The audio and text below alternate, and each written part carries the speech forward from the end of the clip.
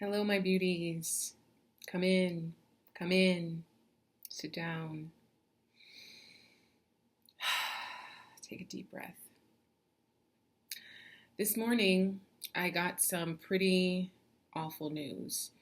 Now, usually in the morning, I have my regular routine. I usually get up and I'll feed my cat, make myself some coffee, make myself a cup of tea, and I do my best to not reach for my phone until at least I've been up for at least 45 minutes or an hour. Sometimes that happens, sometimes it doesn't. And this morning, I went for my phone and just went to my first social media platform, which was TikTok. And the first thing that popped up on my screen was about Ananda Lewis and how she had passed June 11th of this year from breast cancer. Now, I didn't know her personally, but I was so struck by her passing because the last time I had seen her, which was on a podcast about maybe a year ago, I have been watching a podcast or listening to a podcast for about 5 years called Small Doses with Amanda Seales. She was a guest on there speaking about her breast cancer diagnosis and her regimen. And, she was extremely committed to doing her healing organically, homeopathically. She decided not to have a double mastectomy, which the doctors recommend that she do, but she decided that that wasn't a part of her plan. So she was on a really very, very strict journey. And I'll link the actual podcast in the description if anybody's interested in seeing it. But unfortunately, she cancer was not it held her, and she fought it for as long as she could, and it ultimately caused her to lose her life.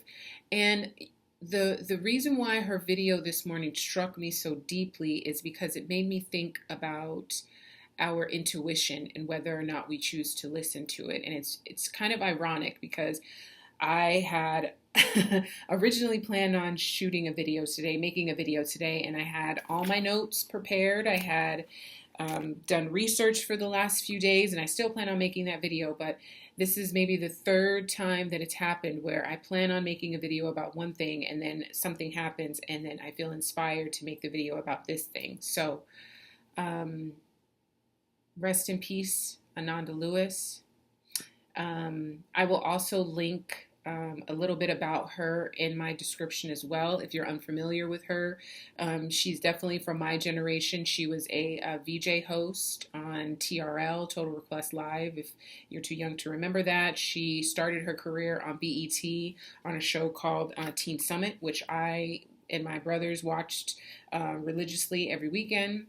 So it's really, unfortunate that she had to pass at such a young age. She was only 52, but that was her choice. That was her choice to do so, to take her care into her own hands. And so I wanted to speak about our intuition. And I felt called to make this video because one of the last videos she made was saying how important it was for women to begin having mammograms, have regular mammograms, and have overall a totality of healthcare in general. Let me just read a couple of stats about early detection in mammograms. So, according to the American Cancer Society, women diagnosed with breast cancer that has not spread, early detection improves survival rates for women diagnosed with breast cancer that has not spread beyond the breast have a 99% survival rate. Spread beyond the breast means, you cannot just have cancer in your breast, but you can have cancer of the lymph nodes, and that's what it means when they're talking about spreading. Mammograms can detect cancer early, They can detect almost 3 years, up to 3 years before a lump can even be felt. Screening reduces mortality. Studies have shown that regular mammogram screening reduced breast cancer mortality by 15 to 20%.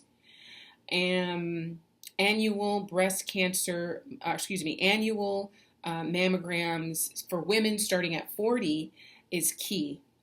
And women with a family history of breast cancer need to start typically 10 years earlier. So if it's your family history, you need to be starting at 30 rather than at 40. So those are just a few stats about why getting mammograms, regular mammograms, is so vital, and why, listening to our intuition about doing so is imperative. I'm one of those families that this statistic is mentioning. My mother had breast cancer. My aunt, her sister, had breast cancer. She had breast cancer twice. My cousin on my mom's side, she had breast cancer. She had breast cancer when she got diagnosed with stage 3 breast cancer when she was 36 or 37, and she was diagnosed and had surgery within a 2 to 3 week period. So this is something that is very close to me, and I'm not a doctor. I am not a doctor at all. However, it is imperative that we are our own advocates for our health. However we choose to do that, however we decide, whatever path we choose to go on, we need to advocate for ourselves. When I was a teacher, at the end of each school year, every single school year, there would be a handful of students who were just on the cusp of passing and failing. And I would always reach out to the parents, trying to come up with a game plan to what we're going to do to make sure that their student passes to the next grade. And inevitably, I would say 80% of the parents did not respond to me. And it was very, very unfortunate because obviously as the adult, they have the say so. The child really didn't have any say in that. But I'm making that point because it is imperative that we are our own advocates, that when we go into these doctor's office, that we ask questions, that we get clarity, that, even if you have to audio record the appointment, so maybe you can go back and ask questions later. It is absolutely vital. So, what is the difference between our intuition and our ego? Because it's hard to understand the difference between the two. We all have intuition. None of us is immune to it. It's just about what is the difference between the two. So, your intuition, what I like to call the voice of God, the voice of the ancestors, the voice of universal consciousness, is always calm, it's always clear, it's usually quiet. The ego, on the other hand, is usually loud, it's usually anxious, it usually makes you feel anxious, and it usually dredges up a little fear. And when I say loud, I mean literally loud. So if you are not cultivating a space of quiet within, it's going to be challenging for you to be able to listen to that small, still voice, because it is small, because it is still, but it's always coming and it's always attempting to communicate with you. But again, it's like if your radio dial is in between two stations and you have too much static, i.e. your mental habits are too clouded, you're not going to be able to receive the download as easily as if you could if you were to be meditating, making a regular practice of quieting your mind, taking deep breaths, practice optimal breathing, doing things that cultivate self-care, all of the things that I attempt to spread the importance of, because I did not know Ananda Lewis personally, but just seeing the conviction in her voice from this video that she made maybe a month ago, and saying how if she could do it again, she would go back and get she would go back and do her double mastectomy, be getting her regular mammograms. I believe she said the reason why she wasn't getting her regular mammograms is because when you get this procedure, and if there are men watching, you basically you go into a room the size of like a big closet, and there's this huge machine, and you put one breast in the machine and it clamps down on your breast, and they take images of everything, and then you do that to both sides. However, you are exposing yourself to radiation. I'm not a doctor. I'm not a scientist. I don't know how these things work, but you are exposing yourself to radiation during that process. So the reason why she was uncomfortable with getting regular mammograms is because she, in her mind, figured the radiation that I'm exposing myself to is not worth the risk of potentially it causing cancer, but inevitably it didn't matter because she ended up having to be exposed to that much more radiation because of the cancer diagnosis that she got. So that's why I felt so called to heed her message and spread the word about women having regular mammograms, taking care of our bodies, advocating for ourselves, because nobody is going to advocate better for us, especially when it comes to our health, than we are. So, how do you know the difference, again, between the ego and your intuition? Here are a few questions you can ask. Does it sound calm, or is it driven by fear? Am I in control, or is this calling me towards my highest good?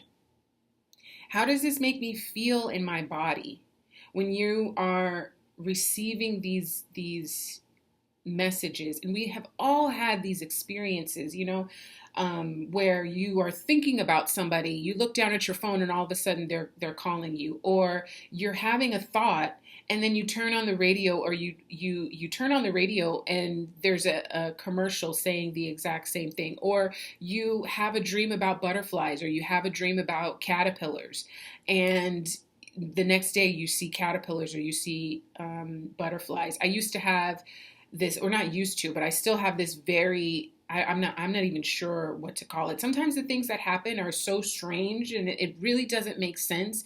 And we are so obsessed with with explaining things, when ultimately there are going to be a lot of things that we just are not going to understand. But I have these experiences all the time. And in particular with hummingbirds, I have had so many interesting encounters with hummingbirds. I mean, I've had hummingbird fly up and get at maybe 3 or 4 inches away from my face, and they just hover, and it just hovered there, and it was looking directly at me, and it just flew off. Another important question is, does this align with my values? If you are getting a message, a quote unquote message, and it doesn't align with things that you hold as your values, things like integrity, things like honesty, things like truth, things like character, if they do not align with your values, it's probably a good idea to reflect on it deeper to see if this is actually the thing that you need to be doing. And another thing, and probably the most important thing for me, is, am I attached to a specific outcome? Meaning, if I do this thing, am I attached to a goal on the other side of it? Or am I just doing it for the sake of the joy that it's going to bring me, for the peace that it's going to bring me, for the happiness that I'm going to be able to spread? So, that is a big one for me. Am I attached to a goal? Am I trying to get something out of this? So often we are so obsessed with what we are getting that we rarely focus on what we can give. In every situation, we always have something to give, even if that something is our silence, even if that something is not saying anything at all. That's a gift.